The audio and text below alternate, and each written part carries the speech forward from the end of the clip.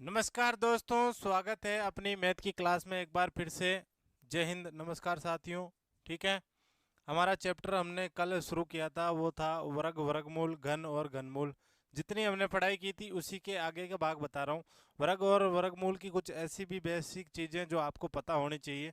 और उसकी शुरुआत देखो क्या है कि रूट रूट जो भी आप बोलते हो, ये अंडर रूट का चिन्ह है, चाहे रूट चाहे रूट कुछ भी हो, का क्या होगा, एक तो जोड़, एक बाकी, एक गुणा और एक भाग।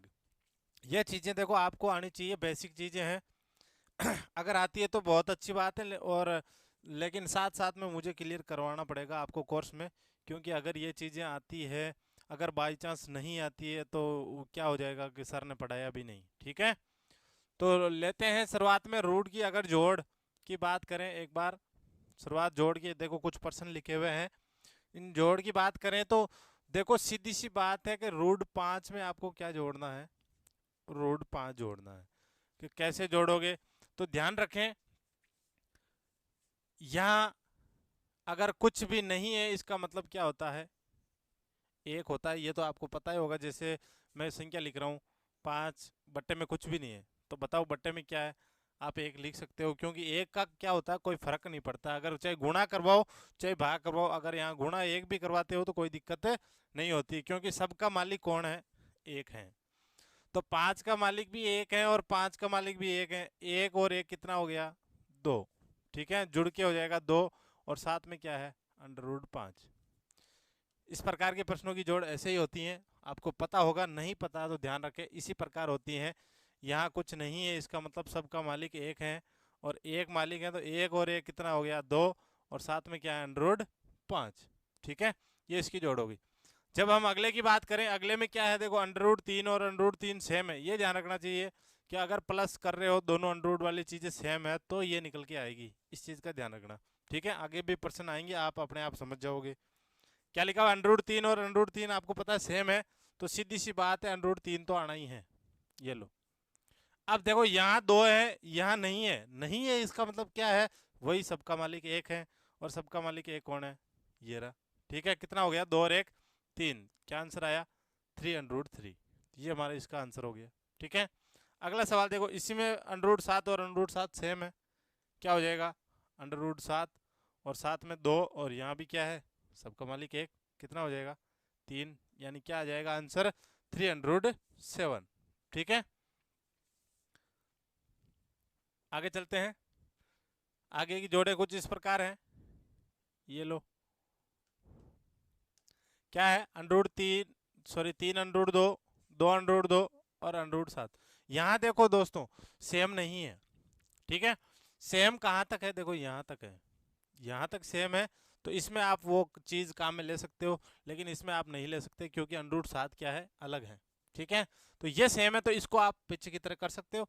3 और 2 कितने हो गए, 5 हो गए, और साथ में क्या आ जाएगा, अंडरूट 2। ये तो हो गया 5 अंडरूट 2, और प्लस में क्या था, अंडरूट 7। अब इनको आप नहीं जोड़ सकते, आंसर क्या हो जाएगा, यही हो गया। इस चीज़ का ध्यान रखना। ठीक है, ये चीज़ें सेम होनी चाहिए, ध्यान रखना, तभी आप इनको काउंट कर पाओगे। अगर वरना जैसे ये वाला पर्सन, इस पर्सन में आप कहोगे जोड़ोगे, कहोगे गुरुजी यहाँ सबका मालिक एक है, तो 2 अंडरूट 5 अंडरूट 7 ये हो जाएगा, नहीं होगा, ध्यान रखना, नहीं होगा। क्यों नहीं होगा, इसका आंसर क्या निकल के आएगा, अंडरूट 5 और प्लस अंडरूट 7, यानी ये का यही आंसर होगा, क्योंकि इन दोनों को आप नहीं जोड़ सकते। ठीक है, जोड़ की बात करें तो, और जब इनको अभाज्य गुणनखंड विधि की भाग विधि से जब आप हल करोगे तो पॉइंटों में आएगा मान। ध्यान रखें, वो चीज़ें इनकी जोड़ बाकी गुणा भाग में नहीं आती है, वो उस भाग विधि में ही आती हैं। अगर भाग विधि में आपको कहा जाए कि अंडरूट 5 का मान क्या होगा, तो फिर इसका मान आप इस विधि से भाग करके दिया जाता है। मैंने आपको कल बताया भी था, और आगे की क्लास में और भी बताऊंगा। ठीक है, आगे की बात करें, आगे आ गई अब जोड़ के बाद में बाकी, घटाओ। जोड़ का तो वही था, वैसे ही पर्सन है, अब उनको कितने भी तरीके से दें जोड़ वैसे ही होगी। बाकी की बात करें, देखो अब सीधी सी बात है, अंडरूट 4, अंडरूट 4 में से 4, बाकी की बात है, यही सबका मालिक एक, एक में से एक गया, क्या आएगा, 0, और अंडरूट 4 में से अंडरूट 4 भी क्या हो जाएंगे, 0। ठीक है, यहाँ देखो, अंडरूट 6 5√6 और -3√6। यहाँ पे ध्यान रखें आप, आपको पता है 5 है और यहाँ 3 है, 5 में से 3 गए कितने आ गए 2, और साथ में क्या आ जाएगा √6। पता होगा ये चीज़ तो, बिल्कुल हो गई। ये छोटी सी चीज़ें हैं, क्लियर कर ही लेते हैं। ये देखो अब क्या करोगे, देखो यहाँ पर √5 है और यहाँ √2 है, ध्यान रखें सेम नहीं है, इसका मतलब क्या होगा, यही आंसर हो जाएगा, सीधे सीधे इसका ये आंसर यही आएगा वापस, कुछ भी चेंज नहीं होगा। ठीक है, आगे चलते हैं। आगे क्या है, देखो गुणा है। गुणा में देखो √3 और √3 का आपस में क्या करवाना है, आपको गुणा करवाना है। ध्यान रखें दोस्तों, एक चीज़ मैं आपको बताऊं, जैसे एक को आप एक से गुणा करवाते हो क्या आता है, एक आता है। ठीक है, 2 से 2 को गुणा करवाते हो क्या आता है, 4 आता है। लेकिन ध्यान रखें इनके ऊपर क्या है, अंडररूट है। ठीक है, और √3 का मतलब क्या होता है, आपको मैंने बताया था, वर्ग। वर्ग की परिभाषा क्या बताई थी कि ऐसी अभाज्य गुणनखंड के दो टुकड़े जिनको आपस में गुणा किया जाता है तो वो क्या होता है, वर्ग। और इसका उल्टा क्या था, वर्गमूल। वर्गमूल क्या था, उन दोनों का जो वो जॉइंट जोड़ा है उनमें से आपको क्या निकालना, एक बार निकालना, वही चीज होती है। तो इस चीज को आप ऐसे भी लिख सकते हो, √3 × 3। ठीक है, अगर दो चीजें अंडररूट में सेम हो और अलग अलग हो गुणा में, तो आप उनको क्या कर सकते हो, एक अंडररूट में ले सकते हो। अगर आप एक अंडररूट में लोगे कितना हो जाएगा, 9, और 9 का अंडररूट कितना होता है, 3। तो ये आंसर इस प्रकार निकल के आता है। लेकिन हमने सीधे सीधे रट रखा है कि √3 को गुणा करवाते हैं तो अंडररूट कट जाता है, दोनों में से एक जोड़ा बाहर आ जाता है। ठीक है, जैसे भी हो, लेकिन वो तो रट्टा है। असली तरीका ये होता है कि अगर दो चीज़ें अंडररूट की सेम हो, उनको आप एक अंडररूट में लिख सकते हो, गुणा करवाओगे तो 9 आएगा, और 9 का अंडररूट कितना होता है, 3 होता है, वर्गमूल। ठीक है, अब बात करें अगले की। देखो अगला क्या है, 6√3 × 4√3। अब इस चीज़ का ध्यान रखना, यहाँ कंफ्यूज हो जाते हैं कभी कभी। 6 को 4 से अलग से गुणा करवाना है तो 6 चौके कितना हो जाएगा, 24। ठीक है, अब √3 को √3 से गुणा करवाओगे, आपको पता है पीछे वाले में क्या आया था, 3 आएगा, तो वही 3 आना है, तो ये 3 आ गया, और 24 थी, ये कितना हो जाएगा, 72। टोटल आंसर कितना आएगा, 72। ठीक है, आगे चले। आगे के देखो ये रही, आगे एक सवाल और है, 6√3 × 2√3। ठीक है, इस प्रकार के प्रश्नों का ध्यान रखें, जैसे जैसे आंसर नहीं होगा जोड़ बाकी की तरह, क्योंकि ये गुणा है। तो ध्यान रखें इस चीज को तो आपस में गुणा करवाना ही है, तो 6 दूनी कितना हो जाएगा, 12। 6 को 2 से गुणा करवाया, कितने आगे, 12। गुणा में क्या है दोस्तों, देखो √3 है और गुणा √2 है। अगर गुणा में इस प्रकार भी है तो ध्यान रखें, मैंने आपको कहा था सेम चीजें हो तो भी अंदर लेनी है। अब ध्यान रखें अगर दोनों अलग अलग हैं, जोड़ बाकी का चिन्ह नहीं है, तो भी आप इनको क्या कर सकते हो, एक अंडररूट में ले सकते हो, 3 × 2, क्योंकि दोनों के ऊपर अंडररूट है, मान दोनों का निकल नहीं रहा, आपको एक अंडररूट में कर लेना है। तो 12 गुणा क्या हो जाएगा, गुणा अब लगाने की जरूरत नहीं है, सीधा अंडररूट, 3 दूना कितना हो जाएगा, 6। आंसर क्या आएगा, 12√6। ठीक है, इस प्रकार का गुणा हो जाएगा ऐसे। अब बात करें गुणा के जो टाइप थे वो हो गए, भाग की बात करें, बेसिक चीजें हैं। ठीक है, अब आपको पता है सीधे सीधे √14 में √14 का भाग दोगे तो क्या आएगा, किसी भी चीज में अगर उसी चीज का भाग दिया जाता है तो हमेशा मान क्या आता है, एक आता है। आपको पता है सीधे अंडरूट से अंडरूट क्या हो जाएगा, कैंसिल, और 14 से 14 कैंसिल हो गए, कितना आएगा, एक आएगा। ठीक है, इतने हैं क्या उदाहरण, इसके आगे दिया रहा। अगला ये है, देखो अब आपको सीधी सी बात है, पता है कि भाग का मतलब क्या होता है, कि 12√3 आप इसको भाग ऐसे दे सकते हो, 2√3 बिल्कुल दे सकते हो। आपको पता है अगर इसको काटोगे तो मान कितना आएगा, एक आएगा। एक का कोई वैल्यू वैसे ही है नहीं। 2 का भाग 12 में कितनी बार गया, 6 बार। आंसर क्या आ गया, 6। ठीक है, आगे, बिल्कुल आगे एक सवाल और है। अगला सवाल कैसे होगा, देखो अगला सवाल वही 30√5 और बट्टे में 5√5। सीधी सी बात, √5 से √5 क्या हो गया, कैंसिल हो गया, और 5 का भाग 30 में कितनी बार गया मित्रों, 6 बार। तो हमारा आंसर क्या निकल के आ गया, 6। ठीक है, अगले प्रश्न पे चले। अगला ये है, देखो अगले में थोड़ा सा डिफरेंट है। क्या प्रश्न है कि 30√5 में आपको भाग लगाना है मित्रों 5√10 का। ठीक है, अगर इसका भाग लगाना, सीधी सी बात है, मैंने आपको कहा था केवल संख्या को संख्या से काटे, 5 का भाग इसमें कितनी बार जाएगा, 6 बार। अब क्या बचा है हमारे पास, 5, अलग कर लो इनको, अंडर 5 बट्टे अंडर 10 है। ध्यान रखें गुणा की तरह आपको इन दोनों अंडरूडों को एक अंडरूड में आप कर सकते हो। कैसे, आप लिख सकते हो इसको 5 अंडररूट 5/10, इस रूप में आप इसको लिख सकते हो गुणा की तरह। ठीक है, जोड़ बाकी में नहीं होकर गुणा भाग में ये चीज आप कर सकते हो। तो 5 से ये एक बार कट जाएगा और ये कितनी बार कट जाएगा, 2 बार। क्या निकल के आया, 6√1/2। तुम्हारा आंसर क्या हो गया, 6√1/2। ठीक है, ये लो। अब कंप्लीट हुआ जो हमारे रूट का जोड़ बाकी गुणा और भाग था। बेसिक चीज़ थी, लेकिन मैंने आपको बता दी क्योंकि प्रश्नावली हम ये पढ़ रहे हैं इसलिए। ठीक है, अब इससे जुड़े हुए कुछ और सवाल जो हमारी कल की क्लास में बच्चे थे वो सवाल, और आज ये चैप्टर हमारा वर्गमूल घन और घनमूल क्या हो जाएगा, समाप्त हो जाएगा। हाँ, इतना ही चैप्टर है ये, इनके जो प्रश्न एग्जाम में आ सकते हैं। और लगभग क्या होता है, इस प्रश्नावली के प्रश्न है वो मैथ की बजाय रीजनिंग में ज़्यादा आते हैं। ठीक है, लेकिन आ भी जाएं तो बहुत बढ़िया बात है। सवाल देखो क्या है, सवाल है ये, 8 बटा प्रश्नवाचक। दिमाग को कंफ्यूज करने के लिए ऐसी चीजें दे देते हैं। बराबर प्रश्नवाचक बट्टा 50 का मान क्या होगा, ऑप्शन भी साथ साथ में दिया हुआ है। अब सीधी सी बात कहूं मैं आपको, प्रश्नवाचक को देख के डरना नहीं है। प्रश्नवाचक को आप कुछ भी मान लो, जो भी आपकी इच्छा हो। ठीक है, सीधी सी बात है। ऐसे प्रश्न कैसे होते हैं, वज्र गुणा से। वज्र गुणा का मतलब इसका अंश इसके हर से गुणा होगा और इसका अंश इसके हर से गुणा होगा। तो करवा दो, 8 गुणा कितना हो जाएगा, 50, और प्रश्नवाचक गुणा क्या हो जाएगा, प्रश्नवाचक।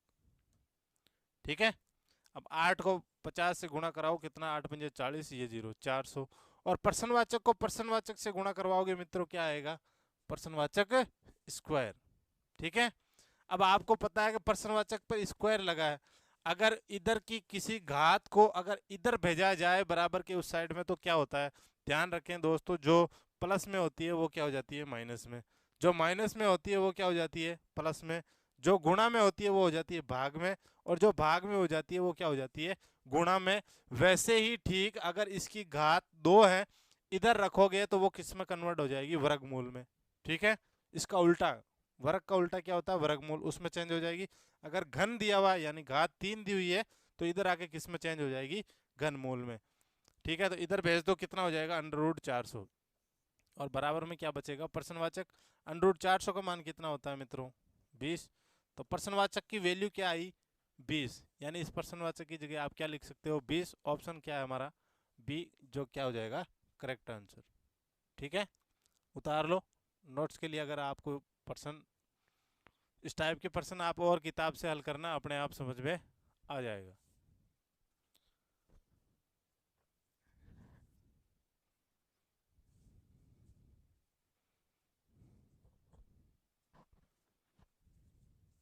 चलो अगले प्रश्न पे चलते हैं। अगला प्रश्न क्या है, देखो। हाँ, कल हमने जो घन क्लियर नहीं किया था ना, घन और घनमूल, उसी के प्रश्न है, साथ साथ में ये दोनों भी क्लियर हो जाएंगे। अगर आपको सीधे सीधे प्रश्न दिया जाए, देखो मैं क्या कह रहा हूँ, आपको इन प्रश्नों के उत्तर वैसे निकालने ही नहीं है, निकाल के कैसे निकालना मैं आपको बता रहा हूँ। मैं संख्या यही लिख रहा हूँ जो ऊपर लिखी हुई है। अब सीधी सी बात है, मैंने आपको कहा था वर्ग और वर्गमूल में जोड़ा क्या होता है, डबल का, यानी उस संख्या का उसी से। और घनमूल की बात करें तो घनमूल में जोड़ा कितने का होता है मित्रों, मैंने आपको बताया भी था, 3 का। तो बना लो 3 के जोड़े। यहाँ से 3 का बन गया, यहाँ नहीं बना तो छोड़ दो, एक का ही हो जाएगा। ठीक है, यहाँ 3 का बन गया, यहाँ भी बन गया, और यहाँ भी बन गया, और यहाँ भी बन गया। पहले आपको जोड़े बनाने। अगर आपको बाई चांस एग्जाम में पूछे कि इन संख्याओं का क्या ज्ञात करें, घनमूल, तो आपको वो विधियां अपनाने की जरूरत नहीं है, अभाज्य गुणनखंड वो वगैरह करने की जरूरत नहीं है। सिर्फ आपको याद करने की जरूरत है। और वो याद क्या करने हैं, देखो इस सवाल को सॉल्व करवाने से पहले मैं आपको एक थ्योरी बताना चाहता हूँ। ऊपर कर रहा हूँ मैं इसको। ठीक है, वो थ्योरी क्या है, वो कल वाली थ्योरी है, जीरो का घन क्या होता है मित्रों, जीरो ही होता है। ठीक है, एक का घन क्या होता है, एक। दो का कितना होता है, 8। 3 का कितना होता है, 27, 4 का कितना होता है 64, 5 का 125, ठीक है। 6 की बात करूं मित्रों तो 6 का कितना होता है 36, और 36 को 6 से गुणा कराओ, 3 छत्तीस 216, ठीक है। फिर 7 की बात करें तो 7 का मेरे हिसाब से 343, याद है उस हिसाब से, लेकिन कंफर्म कर ही लें।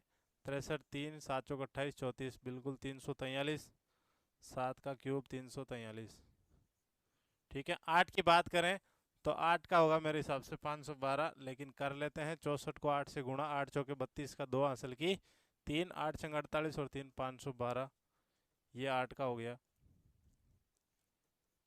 9 की बात करें तो 9 का होता है 729, नंबर 81 को आप जब गुणा कराओगे 9 और 9 में 72, 729, ठीक है। हाँ बिल्कुल याद रखें, बस इतना याद रखें आपको। जीरो से तो देखो, जीरो से तो वैसे ही कोई वैल्यू है नहीं, जीरो का तो याद रखना ही नहीं, एक का भी आपको पता है रखना नहीं। 2 3 4 5 6 7 और 8 9 तक का आपको घन याद रखें, आपको घनमूल निकालने की जरूरत है ही नहीं किसी भी विधि से, अभाज्य गुणनखंड से भी नहीं है और भाग विधि से भी नहीं है, सीधे सीधे 2 सेकंड में उत्तर देके आगे निकल जाएं, कोई जरूरत नहीं है, ठीक है। और कैसे निकालोगे वो देखो, जब आपको ये याद है तब होगा, इस चीज का ध्यान रखना। मैं कहूं अगर किसी संख्या का इकाई का अंक 1 हो तो घनमूल भी क्या आएगा, इकाई का अंक 1 ही आएगा, ये ध्यान रखना। वो मैंने कल आपको जो वर्ग में बात बताई थी वो भी पूर्ण वर्ग की, और ये घनमूल की बात है, इसको भी आपको नोट करके लिखना है। देखो 2 इकाई का अंक अगर 2 है क्या आएगा 8 आएगा, मतलब नहीं आएगा वो मान, ठीक है। 3 का भी नहीं आएगा, 4 का आएगा, देखो 4 का वापस 4 आएगा, 5 का भी 5 आएगा, 6 का भी 6 आएगा, 7 का नहीं आएगा, 8 का भी नहीं आएगा, और 9 का 9 आएगा। तो क्या लिख सकते हो 0 1 4 5 6 और 9। अगर ये संख्या इकाई का अंक आती है और घनमूल पूछा जाए तो उस घनमूल वाली संख्या का भी इकाई का अंक क्या आएगा, अगर 0 1 4 5 6 और 9 हो तो यही अंक आएंगे, ठीक है। और जो अंक नहीं आ रहे हैं वो कौन कौन से हैं, 2 3 7 और 8, जो हमने कल पढ़ा था पूर्ण वर्ग में उसका उल्टा। पूर्ण वर्ग में ये संख्याएं थी नहीं थी, और ये क्या हो जाएगी इसमें, ठीक है। तो 0 1 4 5 6 अगर इकाई का अंक आए 9 तक, उनका वापस इकाई का अंक क्या होगा वही होगा। तो जैसे देखो ये पहला प्रश्न है, देखो पहले प्रश्न में गौर करें, आपको जोड़ा बनाना था 3 का, पीछे का अंक क्या है 1 है, इसका मतलब उत्तर में भी आपको इकाई का अंक क्या मिलेगा 1 ही मिलेगा, ठीक है। 3 के जोड़े में से 1 आ गया, इसका मतलब यहाँ क्या है 1 है मित्रों, है जैसे जैसे उतार दो कितनी आ गई 11, यानी 1331 का घनमूल कितना होगा 11 होगा। ये ध्यान रखें यहाँ 1 था, है जैसे कि जैसे उतार दिया, आगे के प्रश्नों में भी ये नहीं करना है, उसकी वजह भी बताऊंगा। यहाँ 1 इसलिए उतारा क्योंकि 3 के जोड़े में से तो एक बार पहले से भी निकाल लिया हमने। क्यों निकाला, क्योंकि इकाई का अंक 1 है और आपको पता है अगर इकाई का अंक 1 है इसका घनमूल क्या आएगा, इकाई का अंक भी क्या आएगा 1 आएगा, इसलिए 1 लिखा। तो 3 के जोड़े में से तो एक बार आ गया, अब अगले 3 के जोड़े में से एक बार निकलता है, लेकिन यहाँ सिर्फ 1 है तो क्या आ गया 1। आगे की बात करूं देखो दोस्तों, 3 3 के जोड़े बना लो, ये लो बनाए हुए हैं 877 और 148। अगर आपको देखो ये चीजें याद है तो सीधी सी बात है, देखो इकाई का अंक कितना है 7 है, और घनमूल में जब आप बात करो